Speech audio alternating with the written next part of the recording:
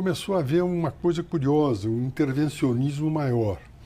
Observem bem esse inquérito que está com o ministro Alexandre Moraes. Não termina nunca, né? E cada vez mais se expandiu o objetivo. Esse inquérito foi criado pelo Toffoli para responder aquelas investigações das pessoas que estavam falando mal do Supremo, aquelas coisas todas. Que é o das milícias digitais, que se desdobra em golpe. Agora foi se expandindo o objetivo disso. Tanto é que tem aí essa história do 8 de setembro, né? 8 de janeiro.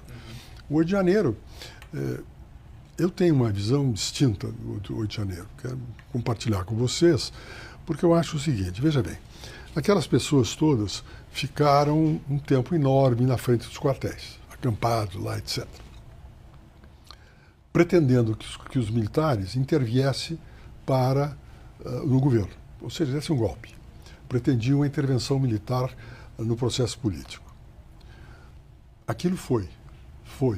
Não saíram, não houve naquele momento, foi o período Bolsonaro, não podiam tirar da frente. Então, ficaram isolados. Esse pessoal ficou lá, mas ficou um tempo. Quanto tempo esse pessoal ficou lá? Entre o resultado das eleições de 22 e o início do ano de 23, então né? Alguns meses. Um mês, pois bem. Aí, no final, eles não conseguiram que os militares interviessem para fazer um golpe, que é o que eles pretendiam. Eu enxergo aquela manifestação da rua, que é tratada como uma tentativa de golpe, eu vejo aquilo como uma espécie de catarse decorrente da frustração que tiveram de não obter a intervenção militar. Não se enquadraria, por exemplo, em abolição do Estado Democrático de Direito, na tua avaliação? No meu ponto de vista, ou terrorismo, não, como nada alguns disso. dizem? Aquilo foi uma frustração. Eles ficaram um tempo enorme e não conseguiram nada. Mas que crime é, então? Foi problema de destruição de petróleo público, essa coisa. Tem várias situações. Você se lembra aqui em São Paulo, quando no governo eu acho que foi do Alckmin, houve um momento em que invadiram o palácio, arrancaram as cordas. Ninguém falou em atentado ao Estado Democrático de Direito, né?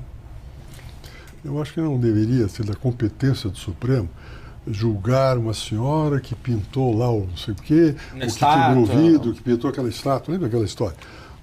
Tem razão. Ou seja, e com isso você acirra mais.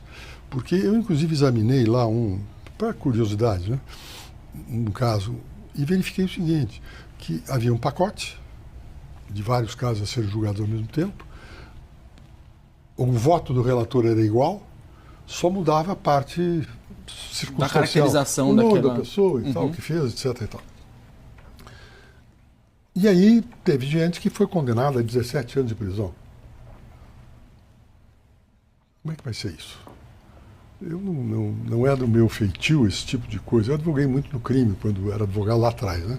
Agora, eu acho que nós tínhamos que ter mais não se envolver, o tribunal inclusive, nessa disputa política e radicalização que está havendo.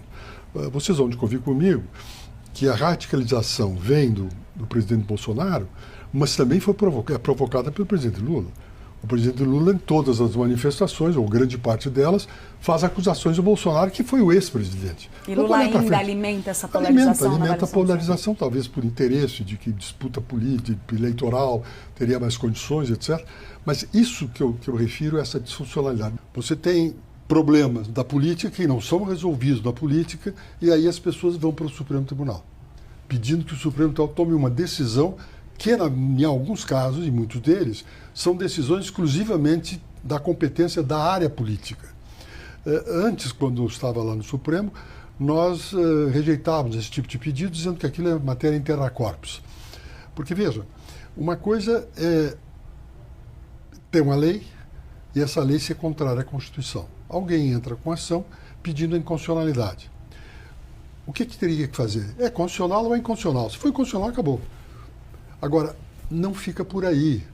O tribunal começou a usar umas técnicas de dizer, não, ela é inconstitucional, mas nós vamos fazer uma interpretação conforme a Constituição. E essa frase, interpretação conforme a Constituição, nada mais é do que a elaboração de uma nova norma.